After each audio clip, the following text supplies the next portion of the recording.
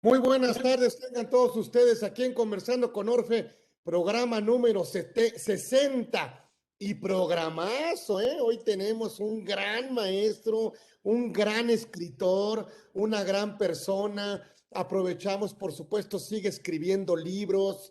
Y bueno, tener al doctor Gómez Cotero con nosotros, créanme, es un privilegiazo de los de veras. Es unas conferencias que siempre es grato escucharlas por supuesto siempre aprenderle, reconocerle, quererle.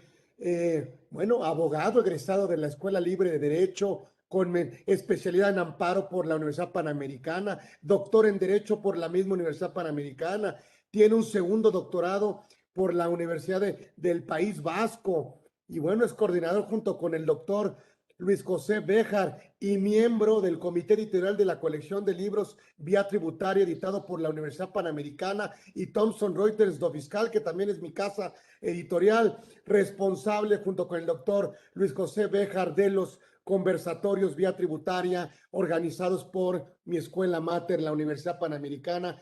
Un privilegio, créanme, esta edición 60 de Conversando con Orfe. Estamos de lujo, estamos agasajos, estamos de fiesta por tener al doctor Gómez Cotero, que además es mi amigo y además es una gran persona, además de ser bueno, un referente, por supuesto, en el ámbito fiscal de nuestro país y yo diría del mundo, sobre todo de habla hispana.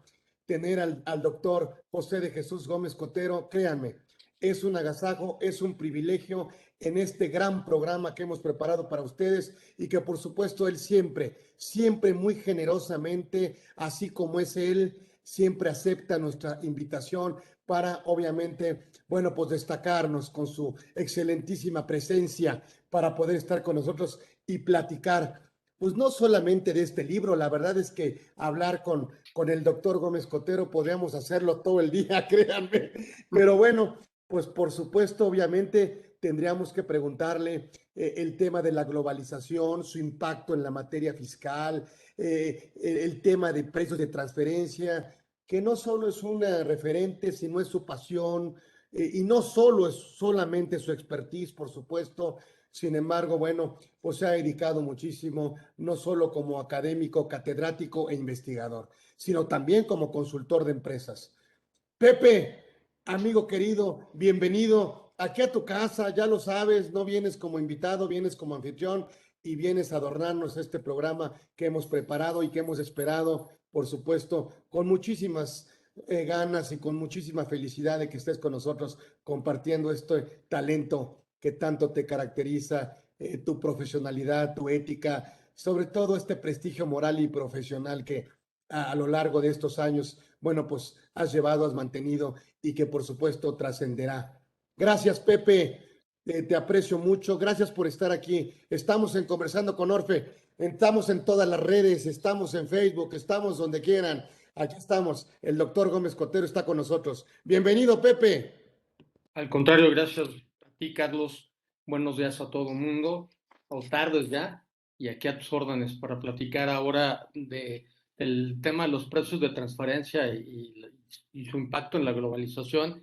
Y bueno, refiriéndome un poquito también a este libro que recientemente acaba de salir, su segunda edición, en donde se han recogido algunas modificaciones que ha metido la OCDE tanto en el tema de las guías de precios fundamentalmente.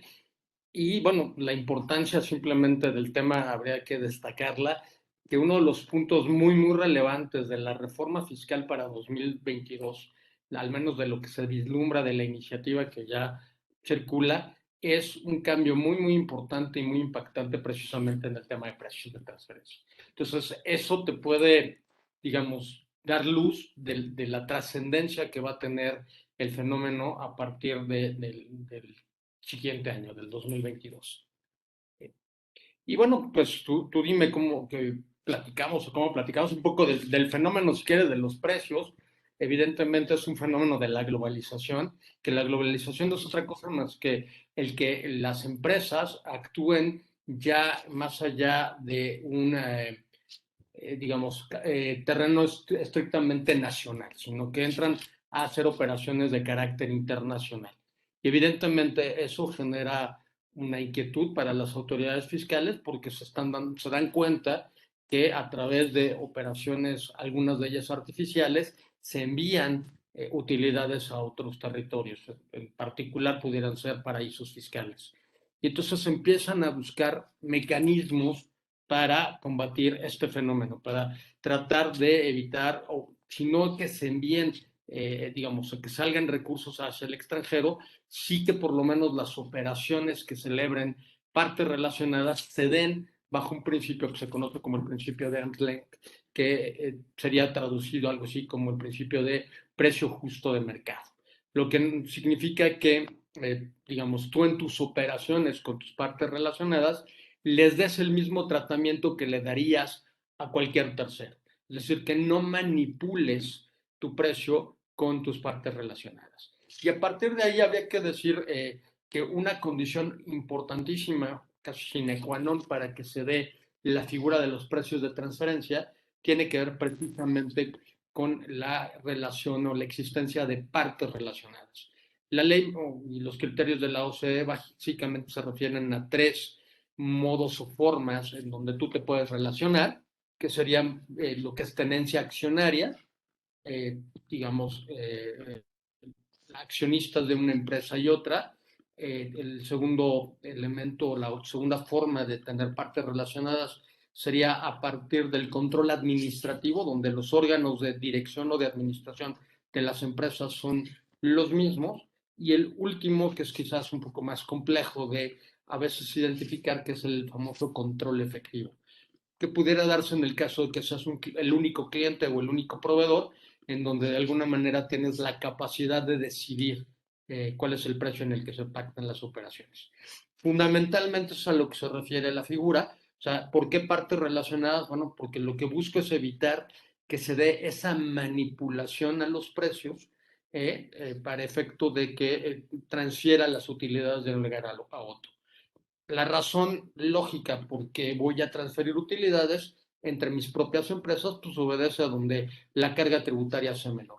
Entonces, si yo quiero que la carga, digamos que la utilidad se quede contigo, pues te mando el precio a un precio bajo para que tú tengas el spread de reventa. Si yo quiero que la utilidad se quede de este lado, te vendo a un precio alto para dejar la utilidad de este lado. Y al final del día lo que estamos haciendo es manipular los precios de manera que nos permita colocar las utilidades en aquel territorio donde no sea menos gravosa, digamos, la carga tributaria, que al final del día es lo que preocupa a las empresas. Y así es como empieza, digamos, la figura de los precios de transferencia. Digamos, su primer impacto viene después de la Segunda Guerra Mundial, más o menos, en donde los estados se dan cuenta que hay una crisis económica, todo parecido con la actual realidad es mera coincidencia, y en donde frente a esta crisis económica y para hacer frente a ella, pues es necesario buscar recaudación.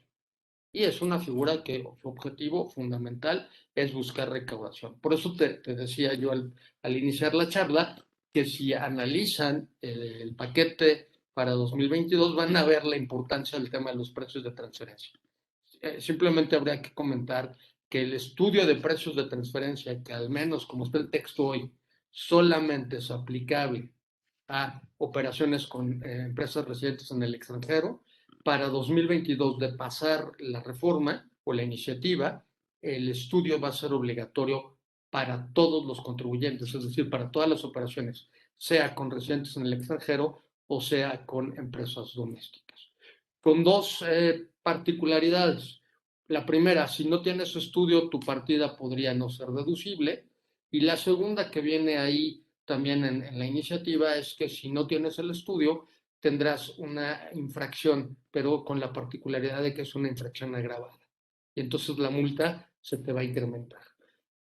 Entonces, veamos a partir de eso esta importancia en la que le están dando las autoridades. Yo, en términos muy generales, yo desearía o describiría así la figura de precios y plantearía que, bueno, hay que hacer análisis de algunos temas en particular que vienen modificados, digamos, en las guías de precios o en las directrices, como le llaman en Europa, Y uno de los primeros problemas a los que tú te vas a enfrentar y que es debate de todos los días, incluso un poco está ahí analizado en el libro, que por cierto, déjame decirte que ese libro se escribió con la idea y pensando en los alumnos, tú eres también profesor, en tener un libro que permitiera introducir a quien quiera tener contacto con la figura de los precios, entenderla y ver qué era desde su origen y todos los puntos o los impactos que ella va teniendo.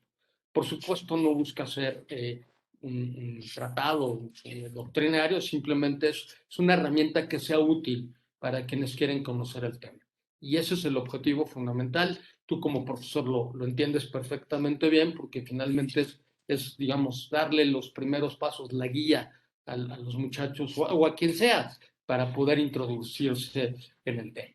Te decía y hablaba yo del tema de las guías de precios, que es básicamente el sustento o el soporte de toda la figura de los precios de transferencia. Son guías emitidas por la OCDE. Y uno de los primeros problemas que tenemos es ubicar la fuerza vinculatoria de estas guías dentro del sistema jurídico mexicano. O sea, cuál es su naturaleza jurídica y bien, digamos, recordando un poco la pirámide kelseniana de la Constitución en cuanto a la jerarquía de normas como norma suprema, irías después con los tratados internacionales, particularmente aquellos que se refieren a los temas de derechos humanos, luego las leyes federales, las leyes locales, etcétera. Y la pregunta es, en toda esa pirámide, ¿dónde ubicamos a las guías de precios? Ya hay un precedente importante desde la Corte que las colocó o las ubicó como la figura que se conoce como soft law. ¿Qué es el soft law en términos de, bueno, es una figura del derecho internacional privado que después se adopta por los países, no solamente en temas de derecho internacional privado, sino en temas de derecho internacional público, como sería el caso de la materia tributaria y cuyo objetivo es fundamentalmente el permitir a través de normas de carácter técnico, que son las guías, que se apliquen las figuras, que se armonicen los sistemas jurídicos y se apliquen las figuras dentro de un determinado territorio. Y así surgen estos conceptos de soft law que tienen la particularidad de que son escritos por técnicos, no son escritos por legisladores, no son escritos por las personas que van y negocian los tratados, sino son los técnicos los que van dando luz de cómo aplicar un determinado tema.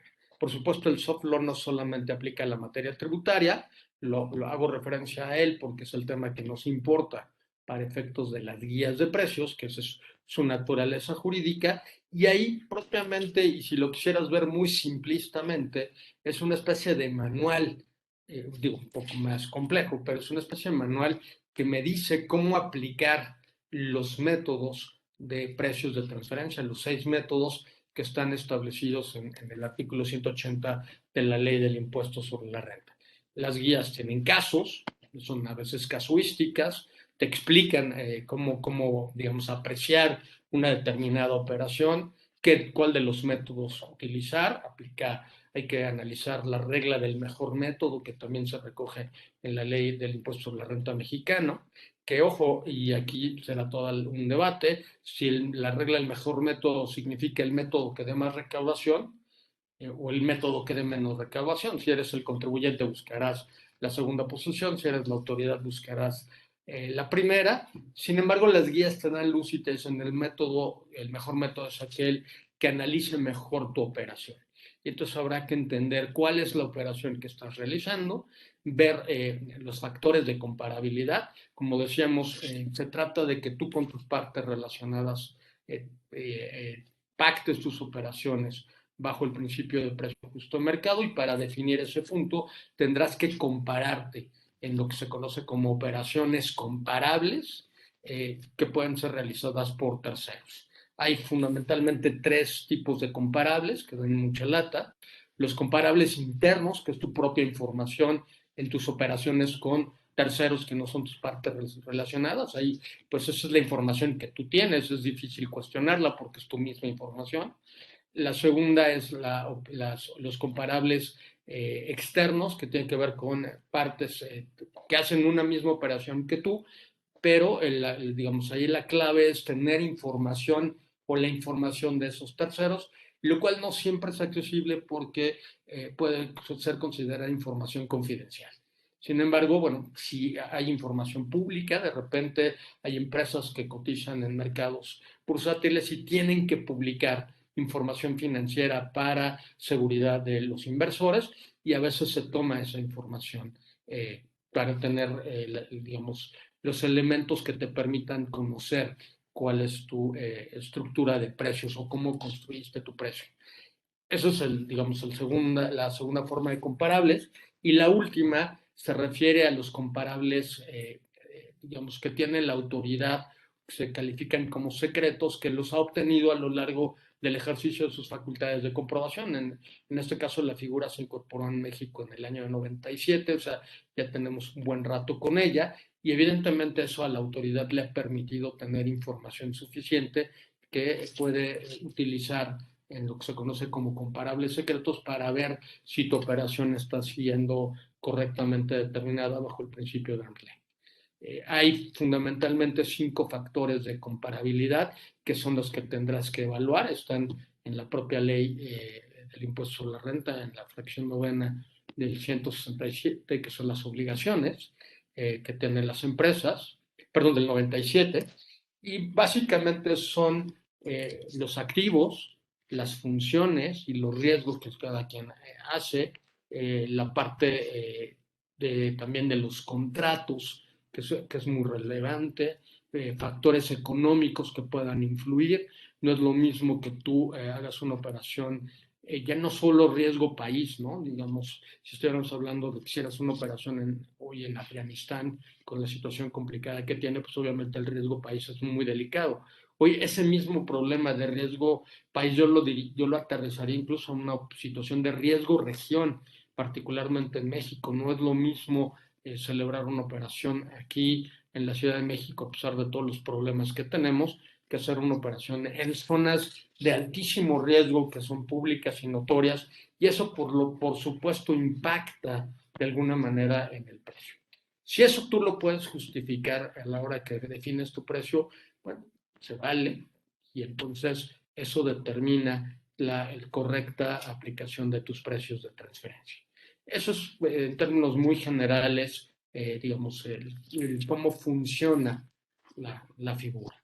Eh, hay novedades interesantes que preocupan, y perdón, no sé si tienes alguna inquietud, Carlos, yo ya me tomé aquí el micrófono y me fui. No, me encanta escucharte, pues estoy tomando nota y estoy muy atento. Háblame de dos temas que siempre nos han costado trabajo, la verdad, ha sido complicado y yo quiero aprovecharte, la verdad. Háblame de intangibles. Uy, uy, uy. Fíjate, ese es precisamente uno de los grandes problemas que abordan las guías y que preocupa a la OCDE. Tan es preocupante que en las acciones BEPS se dedican 3 temas o 3 recomendaciones a la parte de los precios de transferencia, y una de ellas precisamente es el tema de los intangibles. Tiene una propuesta de cambio importante porque a veces te vas a encontrar con muchos intangibles que son de difícil valoración. O sea, incluso si analizas ahora la iniciativa de reforma, están metiendo bajo el concepto de regalías la imagen de la persona, ¿no? ¿Cuánto puede valer la imagen de don Carlos Orozco? No lo sé, o sea, sí, tiene un prestigio, tiene un reconocimiento, ¿y cómo lo evaluamos? Entonces, eso te genera un gran problema. Problema que en Europa ha dado mucha lata, particularmente, y es público notorio, con artistas y con deportistas.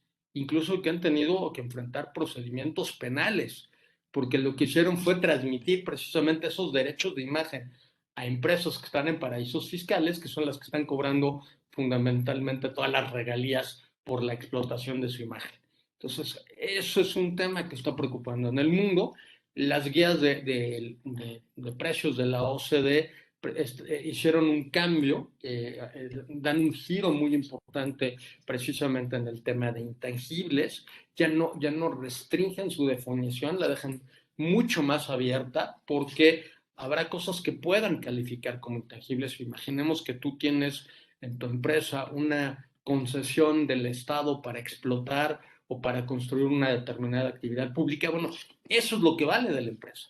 Eso representa un intangible y te hace distinto de empresas que se dedican a la misma actividad que tú. Entonces, el problema es evaluar esos intangibles. Hoy los criterios OCDE están cambiando a tener en consideración lo que se conoce como los activos, las funciones y los riesgos. ¿Qué significa? Es analizar dentro del grupo empresarial qué hace cada una de las empresas. Ponemos un ejemplo muy simplista que quizás pueda orientar sobre el tema a quienes nos están escuchando. Imagínate una empresa farmacéutica. Una empresa farmacéutica donde tienes un área o un grupo, una de tus empresas se dedica a hacer la investigación de un determinado medicamento. Y ellos van a la prueba y al error hasta que encuentran que el medicamento es eficaz. Una vez que el medicamento es eficaz y que ya ha superado, digamos, la prueba científica, entrarán a un proceso de registros para la protección de la patente de ese medicamento. Evidentemente, la patente les da derecho a una explotación exclusiva del medicamento por un periodo de 10 años. Y luego iremos a la etapa ya de fabricación de ese medicamento, ya digamos en serie, con objetos ya de comercializarla. Finalmente utilizaremos canales de distribución, encargaremos a otra empresa que se encarga de distribuir ese medicamento hasta que llegue al final del día, a lo mejor primero a comerciantes pequeños o farmacias pequeñas y luego al destinatario que es el posible enfermo que tenga acceso o que quiera tener acceso a este medicamento. Como ves, digo, en un ejemplo muy simplista hablamos de 5 actividades distintas o funciones distintas, que es como se conoce para efectos de precios.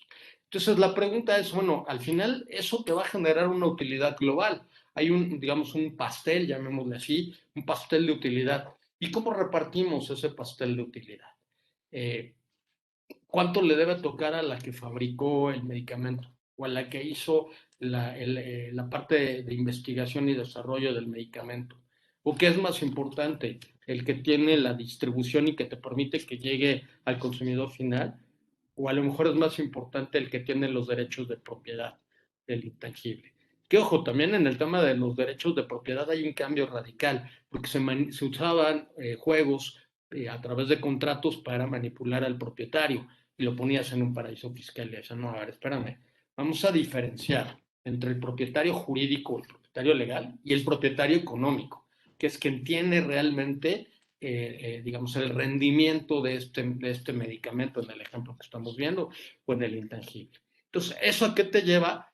A que en estos casos, pues vas a tener que repartir ese pastel de utilidades y lo vas a tener que repartir entre todas las empresas del grupo que intervinieron, para lo cual se está planteando la conveniencia de utilizar los métodos de reparto de utilidades. La ley, ya hablaba, de que contempla en el 180, básicamente son 6 métodos. Los 3 primeros se conocen como métodos tradicionales o transaccionales, porque lo que van a valorar son operaciones, y ahí pues necesitas, si vas a vendernos en un celular, pues que sean cosas, digamos, bienes propiamente hablando. Y los otros 3 métodos son métodos de repartos de utilidades. Estos métodos de reparto son más ocurridos para, digamos, valorar operaciones como la que comentamos de esta farmacéutica, donde tienes que definir cuánta de la utilidad global que se genera le toca a cada una de las empresas que intervinieron. Y de hecho la OCDE está dando en las guías de 2017, que son la última versión, mucha importancia a los métodos de reparto de utilidades. Ojo, tan esto es importante, estos métodos de reparto de utilidades, que es una de las ideas que se tiene en la OCDE con el impuesto mínimo global, del que seguramente ya han escuchado, seguramente tú, y tiene que ver mucho para ver cómo grabamos la economía digital. ¿Por qué la economía digital? Porque tiene que ver con intangibles. La economía digital fundamentalmente está definida por intangibles. Y entonces lo que dice la OCDE, vamos a grabar de acuerdo a donde se generó el valor que finalmente se traduce en una utilidad. Y la idea que tienen con el tema del impuesto mínimo global, que bueno, ya hubo un acuerdo en el cuanto a que sería alrededor del 15%, es cómo definir ese 15% sobre qué base. Y entonces aparentemente la base, al menos la propuesta inicial, es esta de aplicar estos métodos de reparto de utilidades para definir la base de lo que le tocaría a cada una de las empresas del grupo y a partir de eso obligarles a hacer un pago mínimo que deje recaudación en el lugar donde el valor se generó. Por ahí viene el tema del impuesto mínimo global, habrá que esperar a octubre, que es cuando se supone que se va a liberar ya un poco o se va a aterrizar cómo es que va a aplicarse este impuesto mínimo global, pero al menos lo que se ha filtrado, lo que se escucha, así que entre corrillos, tiene que ver precisamente con el tema de precios, con el tema de los métodos de precios, fundamentalmente. Y bueno, por ahí va, no sé si quieras agregar o comentar algo. Excelente, mi querido. Oye, Pepe, háblame de otro tema muy complejo. Te lo tengo que preguntar. Operaciones financieras. Uy, uf, Sí, ya, sí, sí. Yo aprovecho.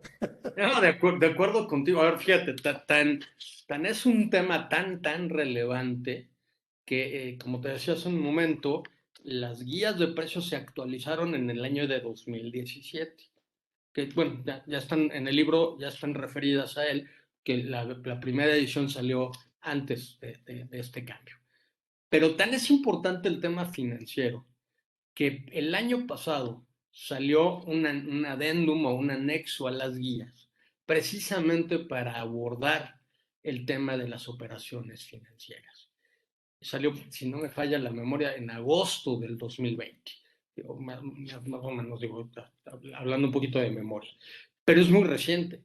Y ya está, ¿qué les preocupa la OCDE? Que cuando estés otorgando préstamos, también cumplas con este principio de reflecto, precio justo de mercado.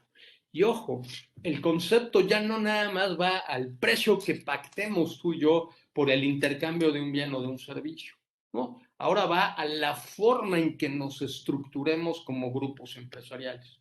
Hay grandes grupos que tienen tesorerías y a veces agrupas o colocas en la tesorería en una de las empresas y eso te da grandes ventajas. Y no todas las empresas tienen la capacidad de organizarte igual que tú te organizas o de tomar las mismas decisiones que tú tomarías, porque depende mucho de tus características como grupo. Y una de esas es precisamente el tema de los temas financieros. A veces la pregunta es, ¿de dónde vas a sacar los recursos cuando necesitas invertir en un proyecto? Hay un principio que es, a ver, que se analicen las operaciones verdaderamente disponibles y entre ello compares cuánto te costaría un crédito bancario, por llamarlo de alguna manera, frente a un crédito que te otorgue tu grupo empresarial. A veces hay formas de hacer como lo que le llaman cash pooling, o sea, como vaquitas, llamémoslo en un lenguaje más coloquial, entre todas las empresas del grupo, de manera que estas empresas del grupo tengan ahí, digamos, su guardadito de recursos para que cuando alguien necesite, bueno, de ese guardadito se aporten estos recursos a, a la empresa que lo necesite, porque a lo mejor está entrando a un proyecto de inversión nueva, etcétera, la razón que sea. Bueno, hay que analizar esa necesidad y si te es más caro el ir con tu grupo o el ir al banco. Esas son las partes de los temas que toca el capítulo de las guías en materia de créditos. Otro tema importante son las garantías. Si tú le prestas a un tercero, le vas a pedir garantías para aquellos casos en que no te pague. Bueno, ¿por qué a tu parte relacionada no le pides garantías? ¿O cuál es la causa que justifica que no le vas a pedir garantías? A veces hay seguros y a veces hay reaseguros, ¿no? Entonces, eso se tiene que analizar y en estos reaseguros, cuál es el costo de los mismos y si cumple con este precio, si es es decir, el costo que le cobrarías a un tercero o estás manipulando precios, ¿no? O el tema de los riesgos, por ejemplo, si estás dejando los recursos en alguien que no es solvente. O sea, ¿Cuál es el objetivo de que se los dejes ahí? ¿Estás manipulando el precio precisamente por ese que no es solvente? ¿O lo quieres ayudar, lo quieres inyectar a que se levante? Y entonces hay que justificar un tema que hoy está muy de moda, que es la famosa razón de negocios, que bueno, eso es todo un tema aparte, porque la forma en que lo incorporamos a México es incuestionable, pero bueno, o sea, la real razón de negocios de tu operación. Entonces, por ahí vienen unos cambios importantes, están analizados, por supuesto, más a detalle por ahí en el libro, pero es, por supuesto, uno de los temas muy, muy relevantes que se están viviendo en precios.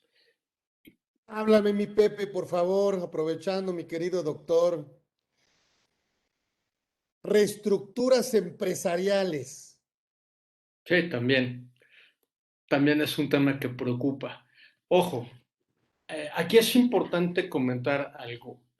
Cuando hablamos de reestructuras empresariales para efectos de precios de transferencia, no estamos hablando de fusiones o escisiones o de ventas de acciones. Bueno, eso sí, por supuesto, desde un punto de vista mercantil es una reestructura empresarial. ¿Pudieran utilizarse como vehículos para la reestructura? Sí, sin duda. Pero cuando tú hablas de precios o en materia de precios de transferencia, de lo que significa una reestructura empresarial, lo que estás hablando es la reasignación de las funciones, activos y riesgos. O sea, si tú tenías los activos, por ejemplo, ahora con la maquiladora tenías los activos en la zona de frontera, en alguno de nuestras fronteras, y por un tema de seguridad decidiste cambiar tus activos y pasarlos del otro lado en Estados Unidos, exactamente en la entidad de enfrente. O sea, ¿qué estás haciendo? Te estás reestructurando a partir de modificar o cambiar tus activos a otro lugar. En el ejemplo que estamos poniendo, bueno, la razón es un tema de seguridad. Eso pudiera justificar tu reestructura. Para efectos de precio tienes que demostrarme la necesidad de justificación o si vas a cambiar ciertas actividades. O sea, tú tenías la actividad de desarrollo del medicamento o sea, en Sudáfrica, por decir algo. ¿Por qué lo vas a cambiar a España? ¿No? ¿Por qué vas a hacer este brinco tan grande? ¿O por qué vas a tener mano de obra? Por ejemplo, lo tenemos mucho en la frontera, la mano de obra en toda la frontera. Yo conozco bien Ciudad Juárez, que está llena de maquiladoras. Bueno, porque la mano de obra es más económica. ¿Qué pasa si de repente te la llevas a Hong Kong? Ah, es que a lo mejor es más barata ya. Bueno, ahí lo que estás haciendo es cambiando tus actividades o las funciones que hace una determinada empresa. Esas son las reestructuras empresariales relevantes para efectos de precios de transferencia y que habrá que justificar la lógica de esa reestructuración. A ver, la figura de los precios no te prohíbe que lo hagas. Lo único que señala es que me justifiques el por qué lo estás haciendo. Y tiene que ver mucho con lo que estábamos comentando hace un momento. Muchas veces la forma en cómo se estructuran las grandes empresas no necesariamente coincide con lo que hacen otros grupos empresariales. Lo único que sí se pide es que tenga una lógica en tu operación, que sea una operación. El problema es que las guías utilizan un concepto que son lo que podríamos calificar de conceptos jurídicos indeterminados, entre comillas, porque te habla de operaciones inusuales. Entonces yo te pregunto, ¿cuándo una operación es usual o cuándo una operación es inusual? Digo, en un principio, bueno, pues una operación que te salga de una lógica empresarial. Por eso yo hablaba del tema de razón de negocios, ¿no? Pero de una razón de negocios real. Si tú dices, oye, es que está muy difícil el tema en la frontera y necesito seguridad, pues ahí tienes una razón de negocios por la que estás cambiando de lugar. O temas de seguridad jurídica, ¿no? O sea, si me cambias las reglas del juego y pierdo seguridad jurídica, pues el inversor, pues eso es muy frío, ¿no?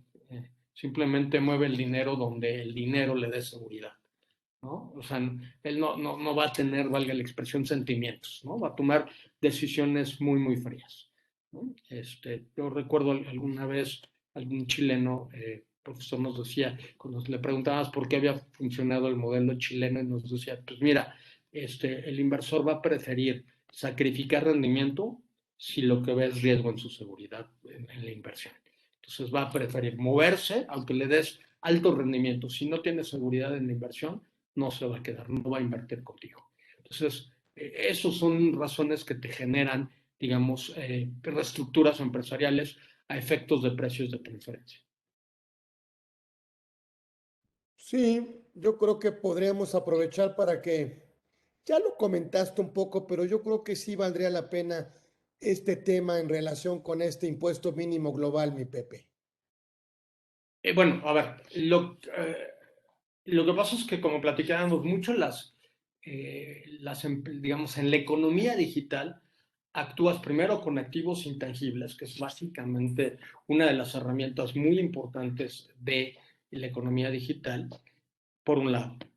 Y eso te genera un problema de cómo valorar estos activos intangibles. Entonces, la preocupación es tratar de grabarlos donde se genera precisamente el valor que va al final del día a contribuir al gran pastel, llamémoslo así, de utilidades. Entonces, la pregunta es, ¿cuál fue tu participación en la elaboración de ese pastel? Viéndolo así muy simplista, ¿no? Entonces, interveniste en un 60%, en un 20%, en un 30%. Es por eso que, digamos, la tendencia de la OCDE es utilizar los métodos de reparto de utilidades para tratar de identificar esa colaboración en la integración del pastel llamado utilidad de cada empresa. Y a partir de eso, establecer o definir la base gravable sobre la que vas a aplicar este impuesto mínimo global. Con lo cual, en teoría, se supone que ya no me importará si estás en un paraíso fiscal o no, si el paraíso fiscal te cobra una tasa reducida o no, porque tú le vas a tener que poner el 15%, que es el impuesto mínimo global que han definido los países. Sí, no recuerdo ahora la fecha, pero es muy reciente, si no me falla, creo que es por ahí de junio, julio, se reunieron 130 países y fueron los que aprobaron o estuvieron de acuerdo en establecer este mínimo global en un 15%.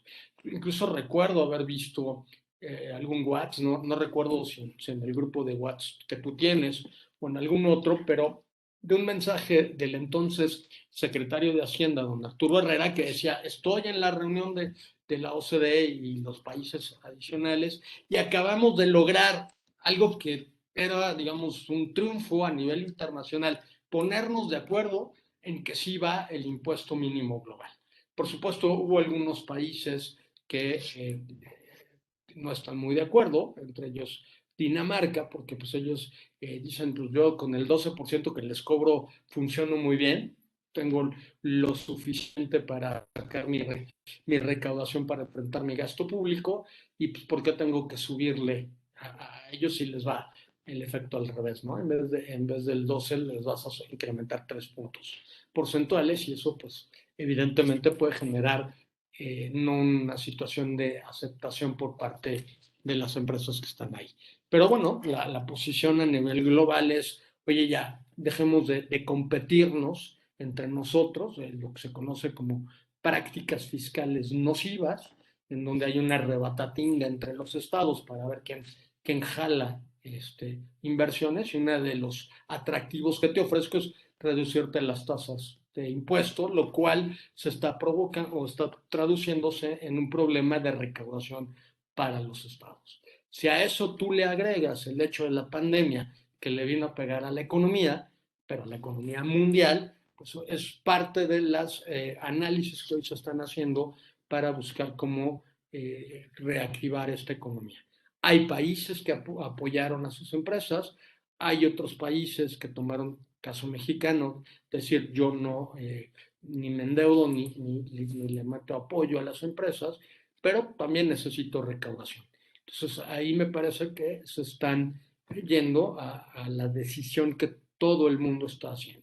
Desgraciadamente, bueno, el fenómeno global no nos podemos abstraer ningún estado. yo escucho de repente el decir, oye, es que las ideas neoliberales no estamos a favor de ellas, pero al final del día estamos adoptando, y al menos en el tema fiscal, las posiciones más neoliberales que se están recomendando por la OCDE. ¿Por qué? Pues porque se necesita recaudación y lo que los estados buscan es mayor recaudación. Y te decía, tan el tema de precios es tan relevante y lo será para el año que entra, que ya en operaciones domésticas, llamémoslo así, el tema de precios va a ser muy, muy importante. Y pues seguramente va a dar un filón de recaudación para las autoridades fiscales. Muchas veces el empresario, por lo menos el pequeño, mediano, pyme, pudiera siempre a lo mejor como que tiene desvalorizado el tema de precios. Como Sí, que, y nosotros insistimos, y ¿qué consecuencias podría tener un contribuyente que no contara con documentación e información? Ya no digas con el estudio, ¿sí? En caso de que la autoridad ejerciera sus facultades y pidiera que las operaciones entre partes relacionadas contaran con ese soporte, Pepe. En tu experiencia, ¿qué ha pasado ahí? bueno, a ver, tienes toda la razón del mundo. Los empresarios pequeños y medianos no lo valoran porque también probablemente la justificación es que son estudios caros. Claro, hoy tienes ya mucha más información o mucho más acceso a la información para hacer los estudios, lo cual la lógica diría que debería bajar el costo, muy distinto a cuando empezamos en 1997. Yo recuerdo que unos buenos amigos se agruparon, hicieron un equipo, llamémoslo así, para comprar unos discos de bases de datos para calcular los estudios de precios, que en esa época costaba el disco 20,000 pesos con la problemática que te duraba un año, ¿no? Y al año ya no servía para nada. Obviamente se ponían de acuerdo entre ellos y eso, pues vamos a comprarlo entre todos. Claro, ojo, estoy hablando 20,000 pesos de 1997. Hoy el acceso a la información está en plataformas digitales, lo cual hace mucho más barata el acceso y por otro lado te la hace más actualizada. Entonces, eso es una herramienta bien importante que debería bajar el tema del costo del estudio de precios, de entrada, ¿no? Hacia los parámetros de 1997. ¿Cuál es la problemática que se tiene y tú la comentas o la preguntas? Es que el estudio de precios está regulado en la fracción novena del 97, que son las obligaciones de las empresas. Y entonces el no tener el estudio te lleva de entrada al que estás incumpliendo una obligación. Pero adicionalmente, hay por ahí, no recuerdo ahorita la fracción de los requisitos de las deducciones, que debe ser de las primeras fracciones, que cumplas o que te obliga a que cumplas con todas estas obligaciones fiscales que están en este artículo. Entonces, en automático, al no cumplir con esta obligación de la fracción novena, te colocas exactamente en esta hipótesis de no cumplir con un requisito de deducciones, lo cual te llevaría a que la partida de entrada es no deducible. Segundo, como tú no has acreditado cumplir la legislación mexicana, el primer párrafo del 179 te habla de ingresos y deducciones, no de cómo pactaste tus operaciones. Y eso tiene una historia, porque era toda una discusión si eso rompía el principio de autonomía o la voluntad de las partes. Entonces, cuando empezaron a discutir el tema, dijo la autoridad, mira, no te preocupes, tú pacta lo que se te pegue la gana. Yo te respeto tu principio de autonomía de la voluntad de las partes, pero para efectos del cumplimiento de tus obligaciones fiscales, los ingresos y las deducciones me las vas a calcular bajo la metodología de precios. Vas a cumplir con el principio de AMPLE. Y dice el segundo párrafo, y si tú no lo haces, entonces eso habilita la posibilidad de que la autoridad lo haga por ti.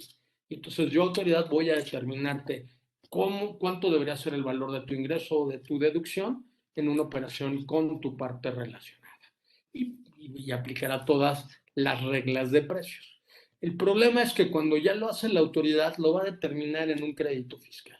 Y al determinarlo en un crédito fiscal, más allá del tema de los ajustes de precios que se dan, que básicamente es ya sea un incremento en los ingresos o una disminución en las deducciones, porque el tema de precios puede ir para arriba o para abajo, o sea, no hay prohibición, te vas a enfrentar primero a un problema.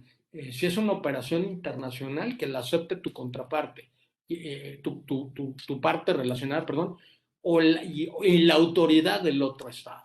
Porque si la autoridad del otro estado no acepta el ajuste que está proponiendo la autoridad mexicana, tienes un serio problema que se conoce como de doble tributación económica, ¿no? Porque te modificaron tu base a ti, pero tu contraparte no está modificando. Para eso, bueno, los propios tratados de doble tributación regulan el tema de los acuerdos mutuos, en donde se busca que entre los fiscos de los dos estados se pongan de acuerdo y resuelvan el problema.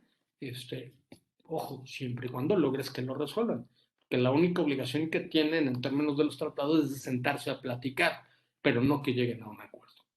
Eh, los últimos me hablan de pero al menos hay muchos países, particularmente el caso mexicano, que se resisten al arbitraje. Y evidentemente se resisten porque en caso de perder, bueno, pues obviamente hay que acatar el compromiso arbitral. Eso sería, por un lado, una consecuencia. Otra es que, como te lo van a determinar en un crédito fiscal, este ajuste, pues ese crédito fiscal tiene consecuencias de accesorios, o sea, recargos y multas. Y punto muy importante, desde el año pasado desapareció un último o penúltimo párrafo del artículo 76 del código que te daba un beneficio de un descuento en el 50% de las multas si tenías un estudio de precios, lo cual acreditaba que tenías la intención de cumplir. Que no es lo mismo que tú tengas la intención de cumplir tu obligación y que tengamos una discusión con la autoridad, a lo mejor si tu estudio está correctamente o no sustentado, a que ni siquiera tengas el estudio de precios. Bueno, de acuerdo a las guías, deberías tener un beneficio en una reducción en las sanciones. O es más, dice, ni siquiera deberías tener sanción si cumples con un principio que es el principio de razonabilidad en tu estudio y que sea un tema de, digamos, de apreciaciones distintas entre tu autoridad y yo. Ay, tú no estás actuando de mala fe, quieres cumplir y solamente tenemos apreciaciones distintas. En esos supuestos, dicen las guías, no se debería sancionar al contribuyente que pretende cumplir. Sin embargo, hoy se quita esta reducción que teníamos desde el año pasado y la multa va al 100%, bueno, del 70 al 100, porque, que es la regla que habla el 76. Pero ojo, la propuesta que viene para 2022 es que no solamente es la multa, sino que además, por no tener el estudio, tienes un agravante. Y entonces eso implica una conducta calificada que te aumenta el valor de la multa. Y entonces sí viene muy, muy fuerte el camino por ahí para el año que entra. ¿No? Es un poco, digamos, lo que te podría decir en términos muy generales de el problema por no contar con el estudio de precios. Pues esta segunda edición de esta obra, mi querido Pepe, felicidades, es un gran libro, ya tuve oportunidad de hojearlo, importantísimo el tema que abordas, todo el tema de precios me parece que es la herramienta recaudatoria de los países del mundo. Eh, Totalmente. y qué mejor estudiarlo del propio libro. Ahí vi que lo tenías, ¿verdad? Y lo tienes, ¿no? Ahí, Por aquí está, mi ahí estimado está. Carlos. Bueno, pues ahí están mis queridos colegas, amigos que están ahorita en las redes en vivo. Estuvo con nosotros el doctor Gómez Cotero, créanme, un referente en la materia fiscal de nuestro país. Por supuesto, un académico, pues de mucho prestigio en mi alma mater, la Universidad Panamericana. Y bueno, pues siempre escucharlo, siempre tomar, siempre asistir a las aulas, sobre todo ahora virtuales o presenciales o híbridas con el maestro Gómez Cotero, siempre ha sido un privilegio, créanme, siempre ha sido un privilegio y por eso nos dio, ahora sí que nos dimos a la tarea de pedirle que estuviera con nosotros hablando de esta obra de los precios de transferencia, obviamente frente al fenómeno de la globalización que editó con Thomson Reuters y que bueno, y que muy amablemente hoy nos platicó y además nos dio, bueno, pues un contexto general de lo que es el tema de precios. Pepe, muchísimas gracias. Déjame darte un reconocimiento, aunque sea virtual. Ahí lo tenemos, mira, para que no digas, Ok, para hombre. efectos de materialidad.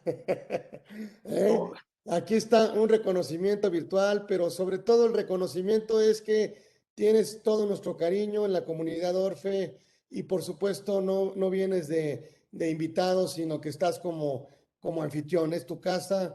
Siempre estaremos gozosos y muy contentos de que siempre nos enseñes, estés, nos digas y bueno, y por supuesto siempre es un gusto saludarte. Muchísimas gracias por haber aceptado esta invitación aquí en esta edición 60, que es una edición inolvidable, que no se nos olvida.